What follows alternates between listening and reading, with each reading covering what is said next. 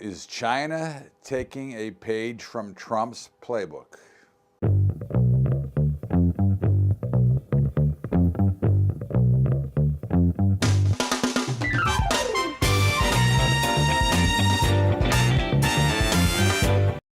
What's up, everybody? Welcome aboard Bubba's Bottom Line. Always great to be here with you over the weekend and kind of discuss what happened last week. And of course, over the weekend, it looks like China is walking away from the table. They're no longer interested in trade. And so the question is, are they taking a page from the Donald Trump playbook and trying to muscle up? Very possible. Again, one of the differences is Xi has got the opportunity, since he is the dictator for life. He can afford to hold out, but I think that what he's going to find out is it could cause a great deal of more problems within China. Not that they actually care about their people, but it could create a whole bunch more problems there. I think Trump is 100% correct on this whole trade war deal that's going on. As I've said before, I don't think it means anything. And of course, the equity markets continue to tell you that it doesn't mean anything. And I think that is really more of what we're starting to see here with the overall trade wars. I think that they are going to resolve.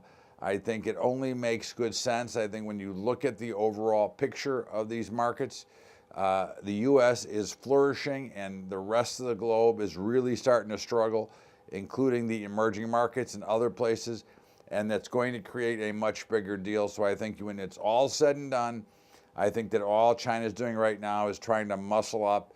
But at the end, one thing we know for sure, the United States of America can be self-sufficient and doesn't necessarily have to trade with anything. Yes, it might raise some costs here, especially now when we look at what's going on with our job picture. You know, now that we have an overabundance of jobs, and whether they be good jobs or bad jobs, what we do know is people and companies are going to have to start to pay more because if they want to attract employees.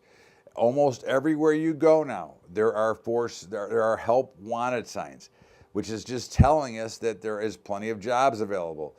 Shockingly enough, last night I went to a restaurant that happens to be in a mall, and it's the first time that I saw a crowd in this mall. So what does it all mean? Is the economy improving? Is it getting better?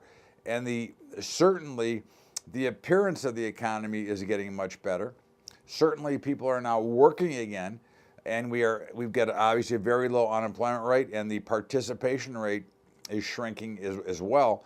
So I think when you look at it, indeed, we Americans are falling into the trap that we always fall into, which is once we see the light at the end of the tunnel, once we see the ability to potentially make money and make a living, we start spending. Because at the end of the day, okay, say what you will, we are a by-the-month society. We are whatever I can afford to pay by the month. I don't look past anything except if I can afford it by the month, I'm in. And of course, that's one of the reasons we have this massive credit card debt. This is one of the reasons we have this massive debt bomb that will eventually explode. Now, again, we have said repeatedly that we are not interested in shorting this market yet, as we saw new highs coming. So again, we are not telling you that the markets cannot go higher.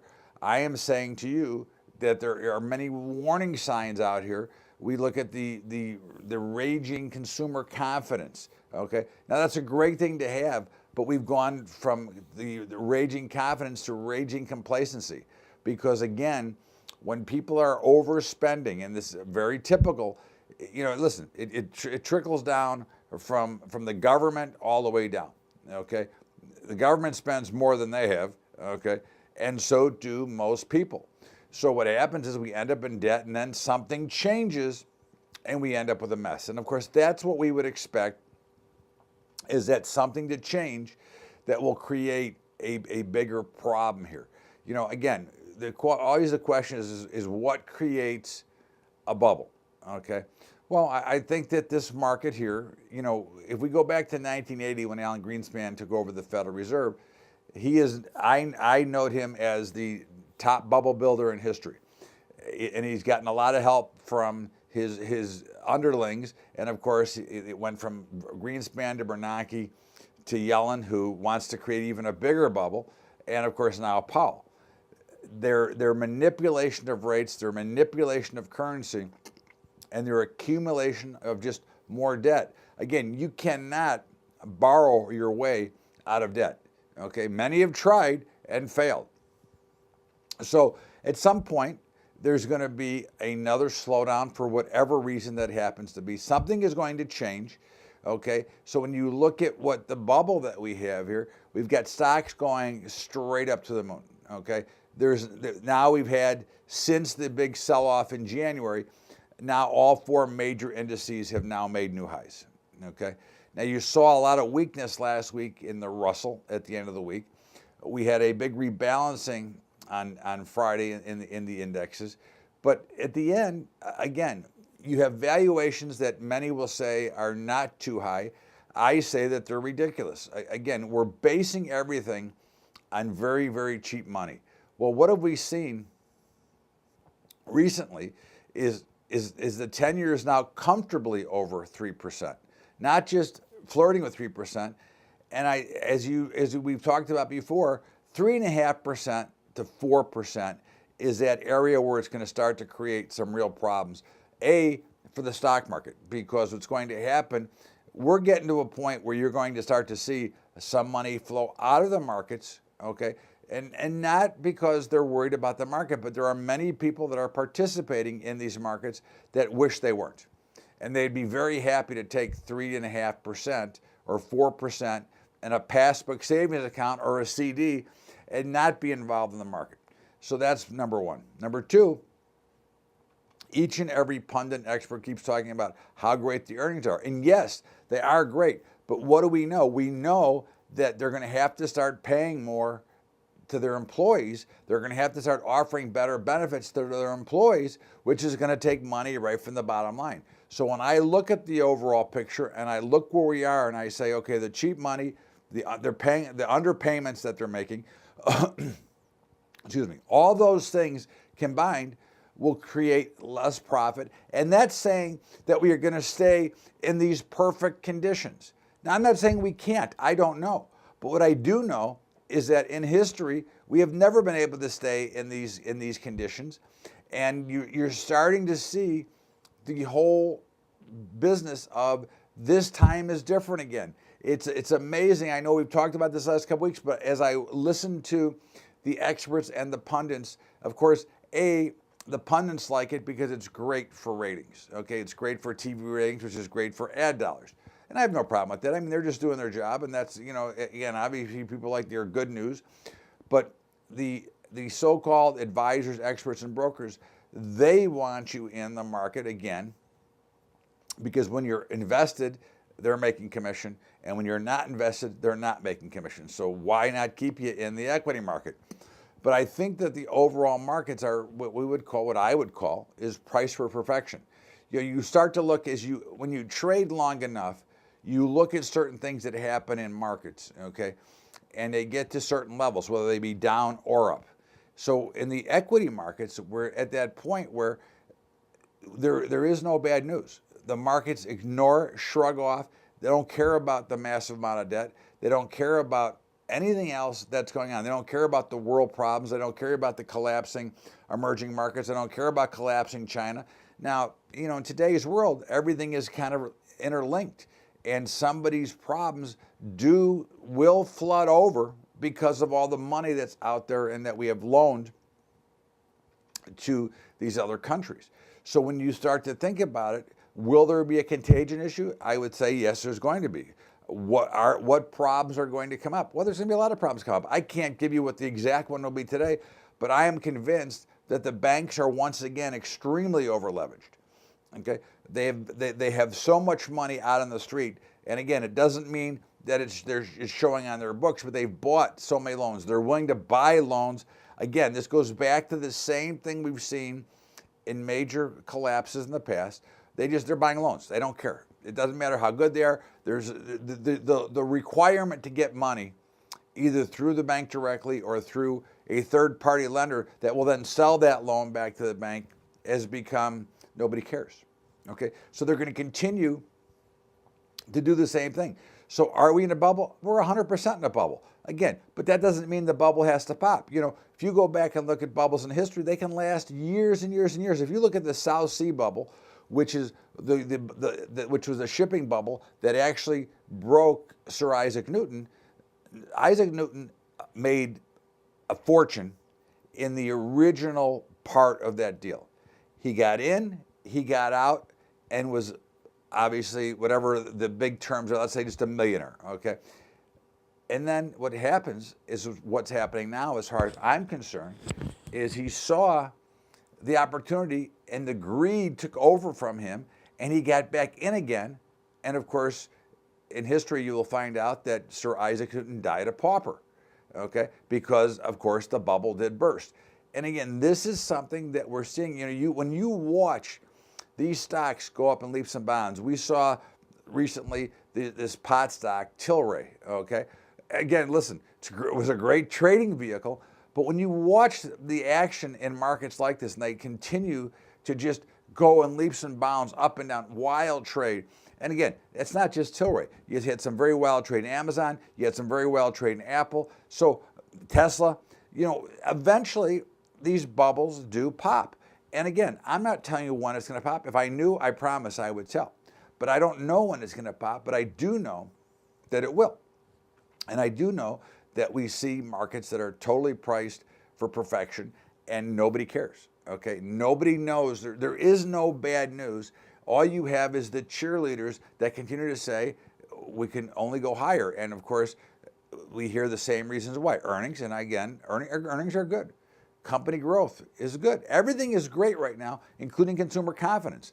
And we know when complacency takes over for real markets, okay, and everybody knows that the markets can never go down again, that's the time you should start to worry. If you remember the movie, The Firm, and Wilford Brimley says, I get paid to be suspicious when when there's nothing to be suspicious about.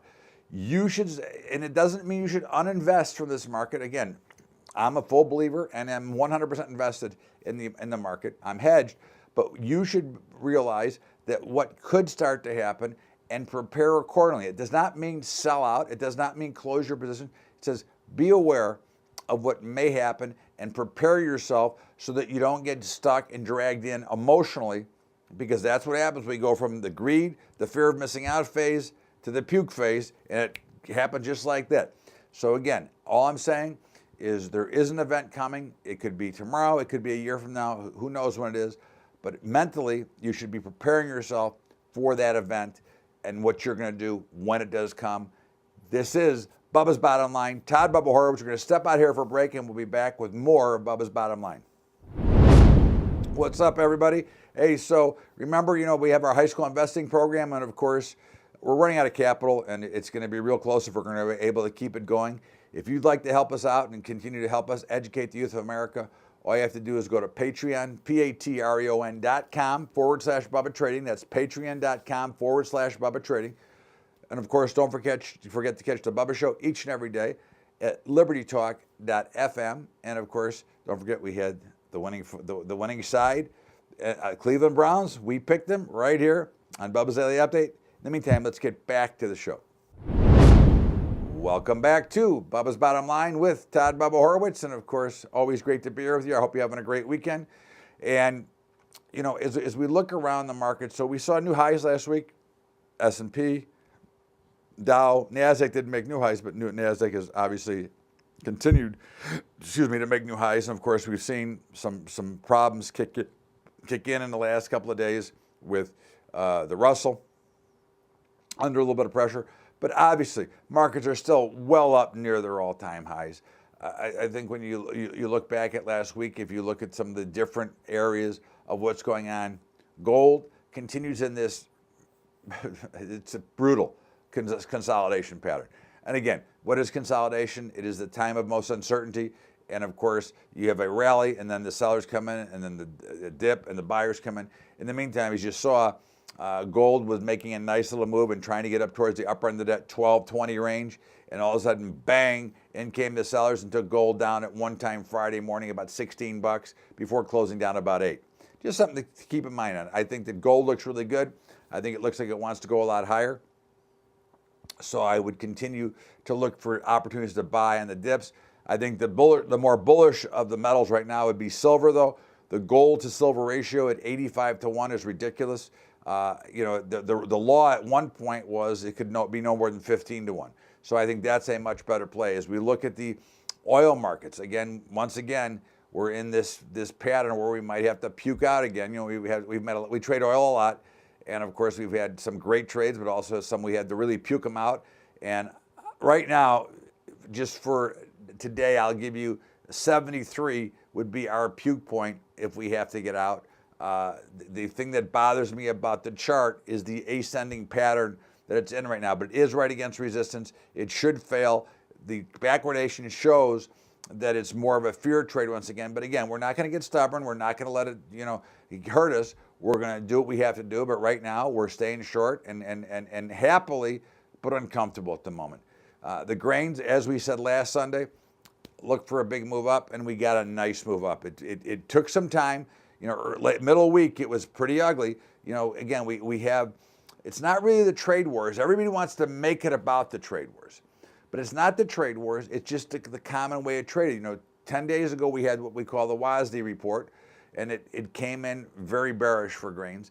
And you already had grains kind of on the limit. Now, if you look at the grain markets and you look at the equity markets, okay, we talk about the equities are priced for perfections. I don't know, to me, and I said this and wrote this last week, there is no more bad news that you can put into the grain markets, okay? Other than wheat, which has been strong all along, but soybeans and corn, I couldn't find any more bad news. I don't know how much more bad news you could make to think that it would actually go lower. And of course, we finally had that final pukage on, I think it was Wednesday, pushed them down and then boom, and had a nice finish to the week, finishing higher on the week. Now, the most bullish right now, from a trading standpoint, would be soybeans. Soybeans had a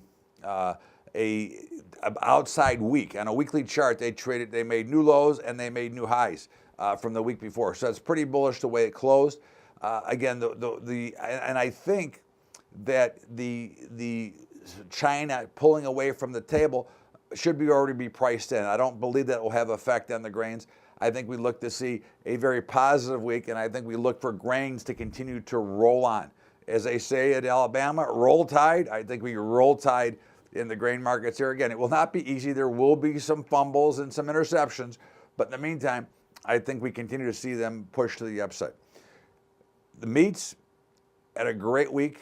Again, they held those big gaps. If you remember, a week ago, 10 days ago Friday, they gapped up and basically closed up on limit on Friday, and we thought last week that they should probably sell off a little bit. Well, they were down a little bit for the week, but they didn't sell off. They really held that upper end, and it looks like they're starting to consolidate at a higher level, which indicates to me that there's a chance to blow higher.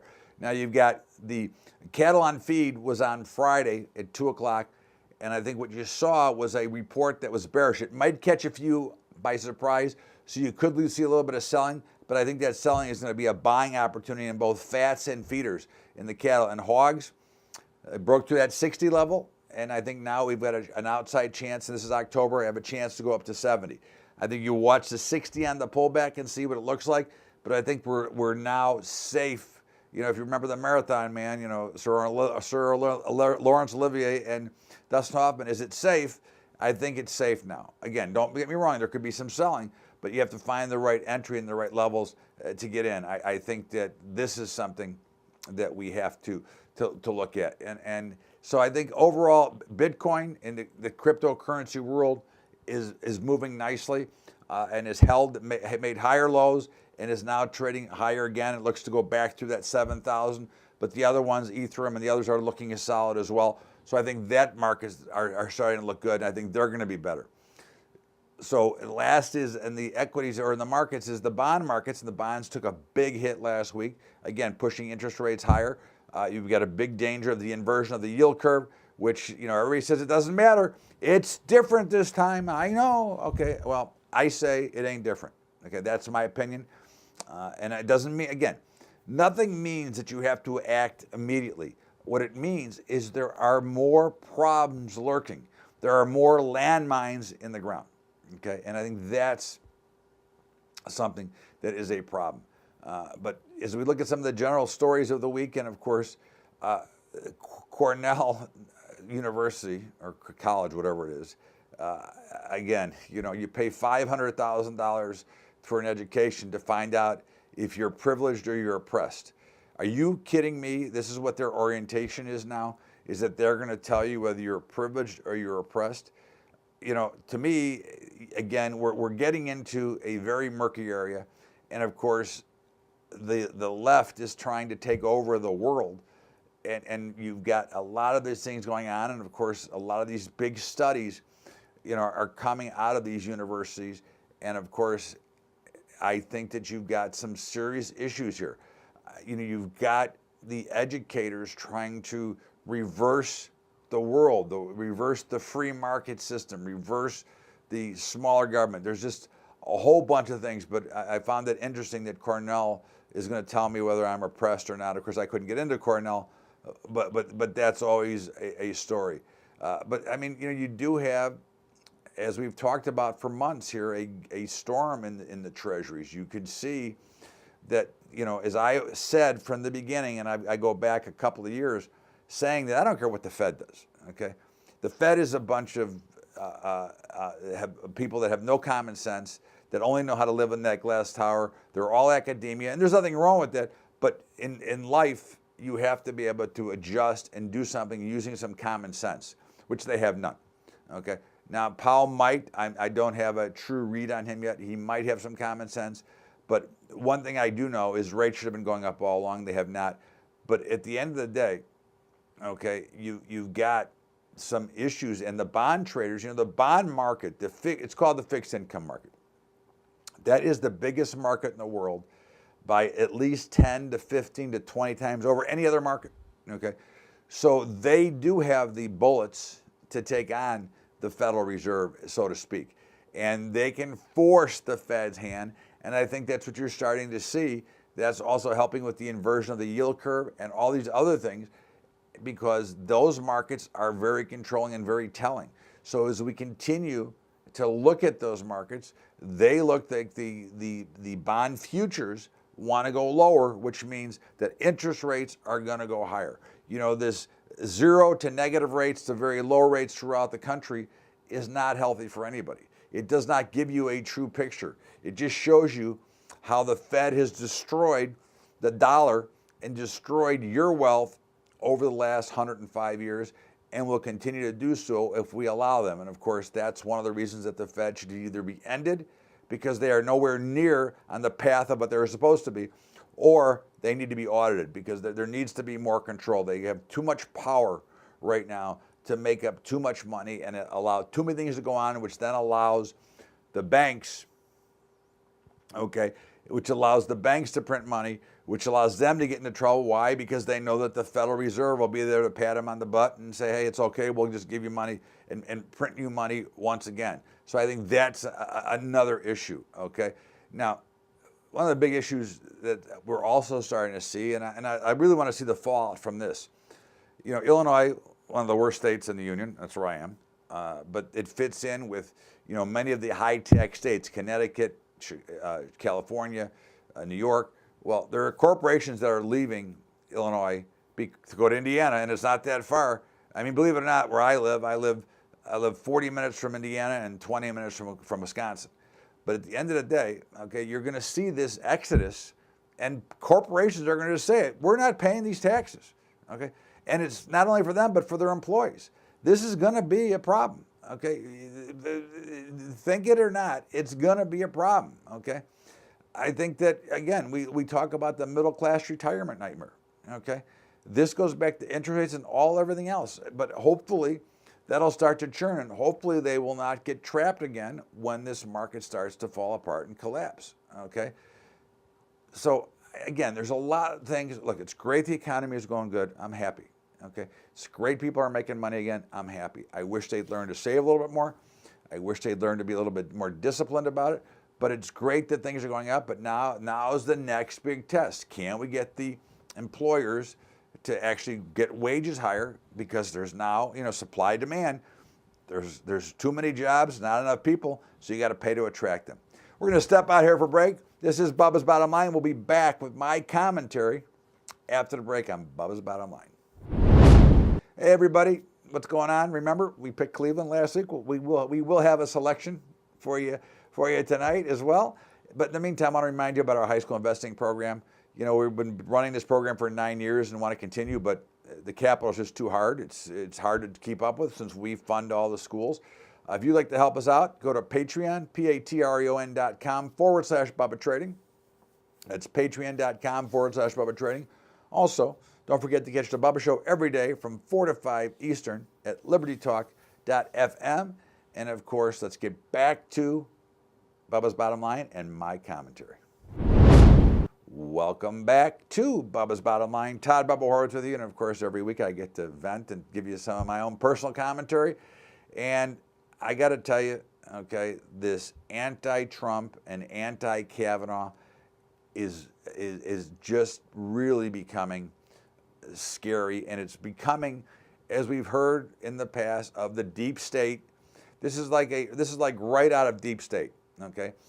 Now again, I don't know if Dr. Ford's allegations are true or not. Okay. They do need to be investigated. They should be investigated because again, even though it was 30 years ago, obviously, times have changed and there's a lot of things that happened. But I don't think we have to have more evidence to not have the vote. We have to have more evidence not to have Kavanaugh on the bench. From what I know, he's very qualified. But the issue here is that Senator Feinstein had that letter months ago. Why didn't she address it then?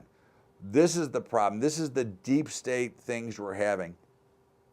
And why is it that Dr. Ford is not wanting to testify? Now, I understand that she came in under the deadline of that she would testify, but where is it that I believe in the United States of America, you get to confront your accuser, but yet she doesn't want Kavanaugh in the room, and she wants him to testify first. Testify about what? What is his accuser accusing him of? So again, I think to me, there's a lot of issues here, and this is the true separation that we are starting to see. And again, deep state, you gotta believe in some of it. I mean, you just look at some of the things happen. Why wasn't any of this brought up at the questioning? Why is it coming out now? And why is it that if you're going to make this accusation, why wouldn't you want to confront and go for it? But of course, this is a stall tactic that I believe that the left, okay, believes that they're going to take the midterms, okay, which I do not think so, by the way, just a side note. I think that people are liking the economy, and there's not enough of these lunatics, okay, because again, we have the lunatics on the right and we have the lunatics on the left. We have some that are still in the center, which is where everybody should be, and the issues should switch you back and forth. But we have some that are so far left that it's frightening. I don't think there's enough of them. I think they're just the ones that are making the biggest amount of noise, and that takes a lot of the guys and gals that support these groups. And I think this was more of a plan to hold this back so they could kind of stall this vote. Now, I don't think it's going to get stalled. I think this vote is going to go forward. I think that he's going to be confirmed. But look at the stink you put on him for possibly no reason. Now, again, I don't know if there's a reason. I'm not criticizing Dr. Ford for coming forward, because if it's true, she should come forward. But you just have to wonder about the timing. You have to wonder about the testifying. You have to wonder about the stall tactics that are all being taking place here. To me, that reeks of a plan that was set in motion by the far left, saying that that's the only way we could screw up everything and keep them from getting their vote down. And we know that Schumer has made it clear that no matter who goes up there, they're not voting. So if you look at it, you got to wonder, you got to say to yourself, this reeks of a major problem. And of course, everything they have done, the far left, including Booker and the rest of them, should be embarrassed as Americans that they're acting like a bunch of children and trying to manipulate their way to get their way instead of letting the people speak. But that's just one man's opinion. This is Bubba's Bottom Line. Everybody have a great weekend. As always, we enjoy being here. And of course, we're going to give you our 2 selections for this weekend for football. And that will be Arizona Cardinal against the Chicago Bears plus the 6. All right. And our blue plate special will be the San Francisco 49er against Kansas City taking the 7. Everybody have a great weekend. As always, I thank you so much for being here. This is Bubba's Bottom Line. We'll see you for tomorrow's Bubba's Daily Update. And of course, always on the weekend, Bubba's Bottom Line. Have a great weekend, everybody. Thanks so much. We'll see you later.